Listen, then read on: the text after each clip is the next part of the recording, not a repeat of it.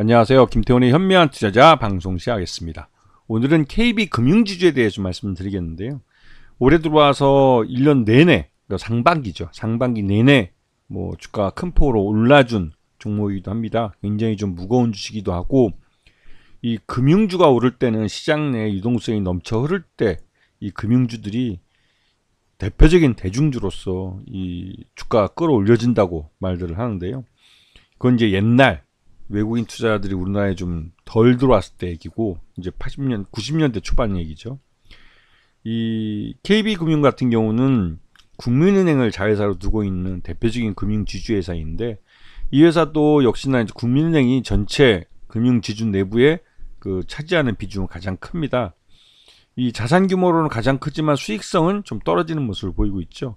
오히려 KB증권, 이게 더 시장, 그러니까 이 금융그룹 내의 수익성 면에서는 가장 뛰어나다고 할 수 있습니다. 그 외에 KB손해보험이나 국민카드, 그다음에 생명보험회사도 갖고 있고, 자산회사도 갖고 있고, 캐피탈사도 갖고 있고요. 또 저축은행까지도 갖고 있습니다. 그리고 이제 KB인베스트먼트라고 창수사마저도 갖고 있고요. 근데 이 회사들은 모두 100% 지분을 갖고 있는 완전 자회사로 갖고 있는 회사입니다. 이제 금융지주 설계를 굉장히 잘했고, 예전에 전 대신증권에 근무할 때 그 앞에 이제 주택은행, 그거를 이제 국민은행이 인수해가지고, 그러니까 인수하는 게 두 은행이 IMF 이후에 금융회사 간 빅딜 차원에서 국민은행과 주택은행이 합병을 했죠. 합병을 하면서 이제 KB금융지주가 이제 나중에 이제 지주회사 형태로 만들어졌는데, 국내 금융회사 중에서는 아마 자산 규모로 가장 크지 않을까 생각이 듭니다. 하여튼 이 KB국민은행은 민간은행 중에서, 민간이라고 이제 볼 수 있는 게, 국민은행, 그러니까 국민연금이 갖고 있는 지분이 10%가 채 안 됩니다. 나머지 지분은 대부분 다 외국인 투자자들이 갖고 있고, 개인 투자자들이 한 30% 정도 지분을 갖고 있는 걸로 알고 있는데, 그만큼 이제 많이 분산이 돼 있죠. 그리고 외국인 투자자들이 굉장히 선호하는, 신뢰하는 은행이기도 하고, 그만큼 이 굉장히 고배당을 해주는 고배당주이기도 합니다. 지금 이제 국민은행의 이 부실 여신이 작년부터 해서 계속 늘고 있어서, 분기별로 계속 늘고 있습니다. 늘고 있어서 이 부분이 좀 불안감을 주고 있지만, 아직까지는 전체 여신에서 차지하는 비중이 낮기 때문에 그렇게 꼭 수익성을 해칠 만하다 이런 느낌까지는 아닙니다. 그래도 이 경기 침체와 부동산 PF 부실에 대한 우려가 점점 커지기 때문에 이 자산 건전성에 대한 우려는 항상 있는 상태입니다. 그래서 1분기 실적을 보면 순이자 이익이 전년 동기 대비해서는 늘어났지만, 이 단기 순이익 면에서는 전년 동기 대비해서 좀 많이 부진한 모습을 보이고 있죠. 그리고 최대주주는 아까 말씀드렸지만 국민연금이 8.23%를 갖고 있는 단일 최대주주입니다. 그 외에는 외국인 투자자들 지분이 거의 70% 가까이 되는 걸로 알려져 있고요. 이 KB금융이 다른 금융주보다 주가가 더 많이 오를 수 있었던 이유는 이 주주 환원에 있어서 가장 앞서 있기 때문입니다. 그것은 이제 외국인 투자자 지분이 높기 때문에 고배당을 줄 뿐만 아니라, 이제 분기별로 해서 이제 배당을 주고 있고, 자사주를 매입해서 소각을 하는데 적극적으로 나서고 있습니다. 이런 면이 외국인 투자자들이 볼 때는 주주 환원을 가장 선도적으로 잘하고 있는 회사로 보여지기 때문에, 외국인 투자자들이 금융주 하면 KB금융을 제일 먼저 편입을 한 것이죠. 그래서 지금 보시면 아시겠지만 이 분기별로 배당이 꾸준히 늘고 있는 것을 볼 수가 있습니다. 특히나 자사주 매입과 소각을 이제 더 열심히 하겠다고 해서, 그렇게 되면 이 분기별로 배당하는 이 몫이 점점 늘어나게 되는 것이죠. 여기다가 이제 기업 밸류업 프로그램이라고 정부에서 적극적으로 이 장부 가치를 반영을 한 주가가 나타날 수 있도록 적극적으로 주가 부양을 해라라고 지시를 했고, 또 이걸 요구를 하고 있고, 이런 요구에 가장 KB금융 같은 경우는 대표적으로 나서서 이제 주주 배당금을 높여주고, 또 주주 가치 환원을 위해서 이제 자사주 취득과 소각을 열심히 하고 있기 때문에, 그런 면에서 가장 수혜를 받고 있는 종목이라고 할 수 있습니다. 하지만 이제 이 기업 밸류업 프로그램이 우리나라와 일본에서는 그 결과가 다르게 나타나고 있죠. 가장 대표적인 이유는, 일본은 경기가 회복되고 경기가 부양되는 때 이런 기업 밸류업 프로그램을 사용을 했고, 우리나라는 경기 침체로 빠져드는 가운데 이런 기업 밸류업 프로그램을 진행하고 있기 때문에 그 결과가 서로 상반되게 나타나는 겁니다.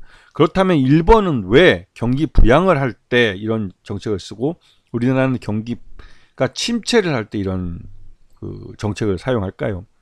그건 다른 것이 아니라 일본 같은 경우는 일본 기업들이 실적이 빠르게 회복되고 있기 때문에 그렇고 우리나라는 기업들의 실적이 빠르게 나빠지고 있는 상황이기 때문에 그렇습니다.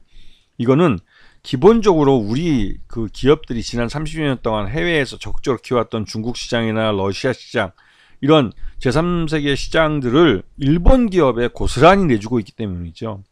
중국 같은 경우는 뭐 사드 보복 이후로 그 미국 무기인 사드를 우리나라에 갑작스럽게 배치하면서 중국이 여기에 대해서 이제 눈에 보이지 않는 장벽으로 무역 장벽으로 이제 그 우리 기업들 괴롭히고 결국은 LG전자가 중국 전 스마트폰 시장에서 퇴출되고 현대차도 상당한 그 시장을 잃어버리고 지금 현재에서는 삼성전자도 중국 내 그 스마트폰 시장 점유율이 0% 가까이 떨어졌습니다. 이런 상황에 내몰리면서 그 빼앗긴 시장을 고스란히 일본 기업들이 찾아가고 있죠. 그래서 대표적으로 화장품 업체 같은 경우는 우리나라 한국 화장품 업체들이 중국 시장을 거의 그 석권하다시피 했었는데 이 시장을 고스란히 일본계 화장품들이 우리 한국 그 화장품 회사들이 빠져나간 그 자리를 고스란히 차지해가고 있습니다. 이러다 보니 일본 기업들의 실적이 좋아질 수밖에 없고 그 좋아질 때 일본은 기업 밸류업 프로그램을 진행을 한 것이죠. 우리나라는 전혀 이와 상반되게 이제 이 시장을 잃어버리고 기업의 실적이 둔화되고 있을 때 기업 밸류업 프로그램을 사용하기 때문에 이게 엇박자가 나는 겁니다. 그래서 일본 니케이 지수는 계속 오르고 있고 우리 코스피 지수는 계속 꼬라박고 있는 것이죠. 이 차이를 본질적인 차이를 아셔야 되는 겁니다. 자, 그래서 KB금융 같은 경우도 지금 외국인 지분이 76%에서 계속 줄고 있는 상황이고 이거는 52주 신고가를 차지하면서 외국인 투자자들 중에 차익 실현하는 외국인 투자자들이 점점 늘어나고 있다는 의미이기도 합니다. 그런데 보시게 되면 올해 들어와서 2024년 들어와서 48,900원에서 지금 최고가인 85,000원까지 거의 더블이나 되도록 주가가 오른 상태에서 외국인 투자자들이 뭐 상반기에만 이렇게 거의 이 정도 올랐으니까 이 KB금융이랑 굉장히 무거운 주식이 굉장히 빠르게 많이 오른 겁니다.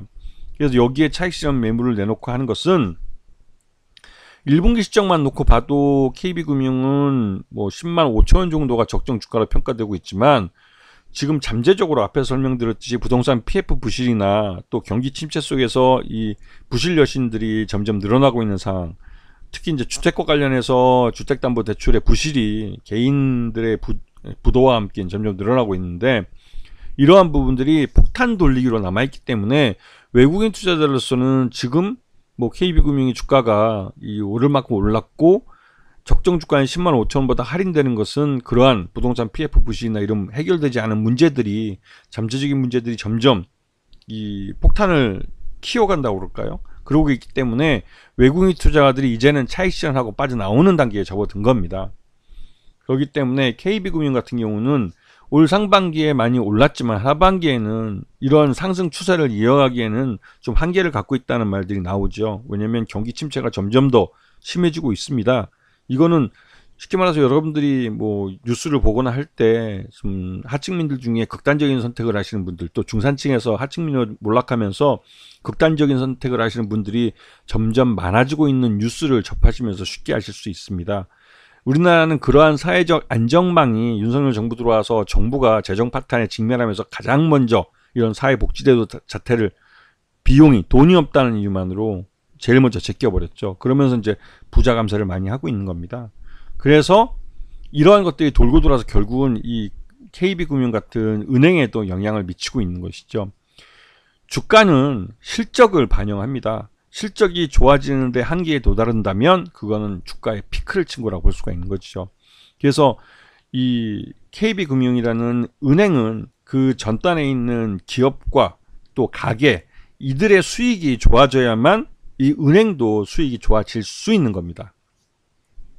이런 상황에서 그 KB금융은 실적도 주가도 피크를 쳐가고 있는 상황이라고 생각되고 52주 신고가를 이제 돌파하면서 외국인 투자가들도 이제 차익 실현 매물을 내놓기 시작했습니다. 그리고 앞에서 말씀드렸지 외국인 지분율이 76%를 넘어갔기 때문에 상당한 기간 동안 외국인 차익 실현 매물이 꾸준히 흘러나올 가능성이 높습니다.